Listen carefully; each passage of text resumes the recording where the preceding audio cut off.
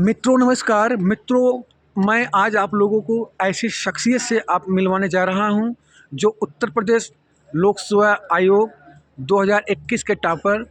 इनकी rank 23rd थी, 23 rank थी और मात्र 90 दिनों में इन्होंने जो है कि जीआईसी मेंस जो पहली बार हुआ था इन्होंने क्लियर किया।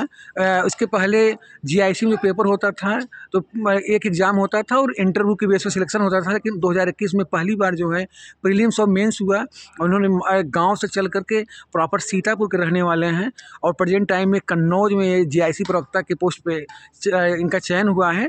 तो यहीं आज प्रयागराज में इनका एसआई में ट्रेनिंग था, तो यहाँ पे सीमेंट के पास में तो आए हैं हम। जो अभी एलटी ग्रेड 2025 का विज्ञापन आया है जिसका एग्ज़ाम 17 जनवरी को है और जीआईसी प्रवक्ता जो आया है फॉर्म पड़ चुका है जिसका एग्ज़ाम संभवतः मार्च में होने वाला है। तो मैं सर से जानना चाहता हूं कि जो परीक्षाएं आगामी होने वाली हैं उसमें जो हमारी बहनें और मेरे भाई और जो अभ्यर्थी इसमें अपीयर हो रहे हैं वो प्री और मेंस की तैयारी कैसे करें और कहां से कंटेंट लें, आप मैं सर से ही जानना चाहता हूं। बताएं सर आप। देखिए, आप प्री के संबंध में सर जानकारी थोड़ा एक चाह रहे परिचय हैं। दीजिए आप। जैसा कि आप लोग जानते हैं कि दिनेश भैया ने बताया, मेरा नाम जसवेंद्र है और मैं इस समय वर्तमान में राजकीय इंटर कॉलेज समधन कन्नौज में प्रवक्ता अंग्रेजी के पद पर कार्यरत हूँ।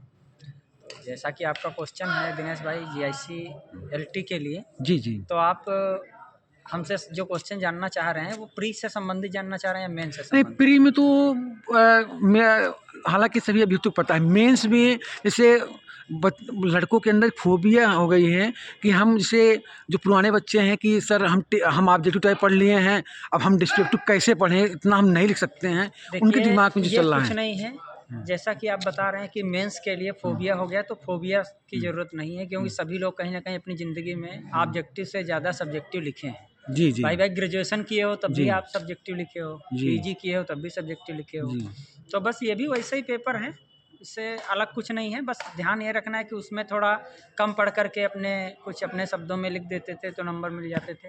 इसमें आपको टू द पॉइंट आंसर लिखना पड़ेगा। सर, इससे बहुत से अभ्यर्थियों की कहना ये है इसमें जो है पंक्चुएशन की समस्या आएगी, स्पेलिंग एरर की आएगी समस्या, सेंटेंस सीक्वेंस की समस्या आएगी, मतलब जो है कि और राइटिंग भी मतलब 3-4 से 4-5 इशू हैं। तो मतलब आप जब फर्स्ट टाइम आपने मेंस लिखा तो आपको क्या नहीं प्रॉब्लम हुई, मतलब पंक्चुएशन लगाना जी, पड़ता मैं है? समझ गया आप क्या कहना चाह रहे हो। तो जैसे पंक्चुएशन की दिक्कत है, तो मान लिया कोई राइटर ले लिया एक, कोई भी एक राइटर ले लो। जैसे शेक्सपियर का उदाहरण के लिए हम सभी पढ़ते हैं, शेक्सपियर जी। को ले लिया।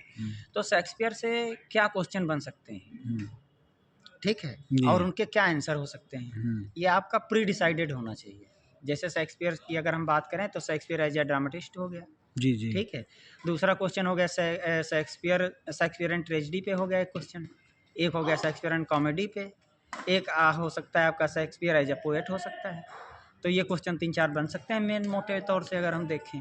तो सर जैसे आपने जब मेंस दिया था तो उस समय स्पेलिंग एरर में आप मतलब जब निबंध लिख रहे थे तो मतलब थोड़ा प्रॉब्लम तो हुई हो कि नहीं हुई थी आपको? बिल्कुल प्रॉब्लम होती है, जी जी। तो उसका सुपरविज़न किया जाए। जैसे मान लिया आप शेक्सपियर एंड ट्रेजेडी पे या शेक्सपियर एंड कॉमेडी पे आंसर लिख रहे हैं, तो आप वहाँ क्या लिखेंगे ये आपका डिसाइड होना चाहिए। जी। पहले से तैयार कर लो। तो जो लॉन्ग क्वेश्चन का जो आंसर है उसका कुछ जो आंसर होना चाहिए वो इस प्रकार होना चाहिए। जैसे सबसे पहले इंट्रोडक्टरी पार्ट एक पैराग्राफ तैयार कर लिया, उसके बाद में उसका मेन कंटेंट हो गया और लास्ट में कंक्लूजन हो गया। तो आप जो उसमें 4-5 पैराग्राफ लिखेंगे तो पहले से तैयार कर लीजिए, उसमें कहाँ पे आपका कॉमा लगेगा, कहाँ पे क्वेश्चन मार्क लगेगा, कहाँ पे फुल स्टॉप लगेगा। पहले से तैयारी के साथ में जब आप पहले से तैयार रखेंगे, त्रुटियों को देखेंगे, उसमें जो त्रुटियां हैं उनको सही करेंगे और उसके बाद में बार बार अभ्यास करेंगे तो समस्या दूर हो तो जाएगी। सर जैसे जब आप हालांकि प्री, मुझे जहाँ तक जानकारी है प्री आप घर से ही निकाले थे हाँ हाँ और पहले आप एक प्राइवेट विद्यालय में पढ़ाते भी थे। हाँ हाँ। मुझे जहाँ तक मुझे जानकारी, जब आप इलाहाबाद आए तो आपने क्या सोच चला कि हम 3 महीने मेंस निकाल दें, क्योंकि यहाँ बहुत से अभ्यर्थी कई कई वर्षों तक लगे रहते हैं, उनका नहीं हो पाता है। देखिए, ऐसा है कि जहाँ तक पढ़ाने की बात है तो पढ़ाने का फ़ायदा तो मिलता ही है। जी मैं आपको करेक्ट करना चाहूँगा, मैं किसी दूसरे विद्यालय में नहीं पढ़ा रहा था, मेरा खुद का विद्यालय है, जी जी। ठीक है? तो उसमें मैं पढ़ा रहा था। तो जहाँ तक पढ़ाने का, आजकल जो कॉम्पिटिशन है वो अब स्टूडेंट का कॉम्पिटिशन नहीं बचा है, अब जी टीचर्स का कॉम्पिटिशन होता है। जी। जी आप देखेंगे जो जीआईसी या एलटी में जो बच्चे बैठेंगे तो उसमें फ्रेशर बहुत कम होंगे। जी जी ज़्यादातर ऐसे होंगे जो सब अनुभवी होंगे, तो उनके बीच में कंपटीशन है। जी जी ठीक है। तो जहाँ तक कम समय में तैयारी की बात है, तो अपने घर से ही कंटेंट पढ़कर आइए। कोचिंग वाले ऐसा तो है नहीं कि आपको कुछ ऐसा दे देंगे जो आप बिल्कुल वहाँ चिपका देंगे। बस ये तैयारी कराएंगे आपकी। जैसे आपने कोई आंसर लिखा तो आपसे कोई ज़्यादा नॉलेज वाला जब कोई व्यक्ति होगा तो आप जब उसको अपना आंसर दिखाएंगे तो आपको बता देगा कि इसमें क्या गलती है, क्या सुधार होना चाहिए। जी जी बात समझ में आई आपको? जी जी कि क्या गलती है, क्या सुधार होना चाहिए। तो जैसे ओझा सर थे हमारे जी, संरक्षक जी, के रूप में, जी। तो हम जब उनको आंसर लिख कर दिखाते थे तो कहते थे बेटा इसमें ये फालतू लिख दिया, ये नहीं होना चाहिए, इसकी जगह पर ये होना चाहिए। तो ये सब चीज़ें तो हैं। सर आप मतलब ऐसे लिखने के लिए मतलब कोई बुक्स मतलब परचेज किए थे या कोई मतलब आप रिसर्च हिंदी पेपर? ऐसे की बात कर रहे हैं? नहीं नहीं, इंग्लिश।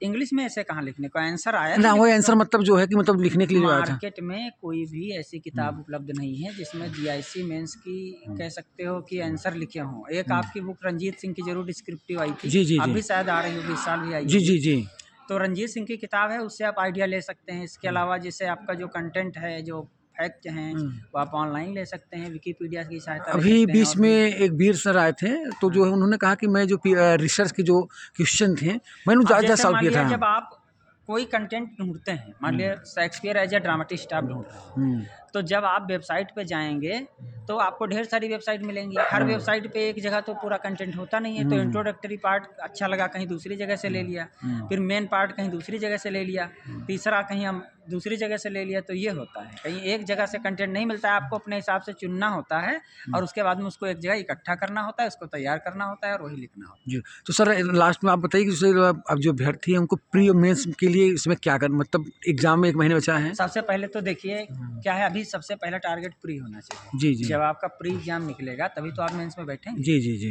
तो मेंस का फोबिया पहले भूल जाओ, पहले टारगेट करो प्री।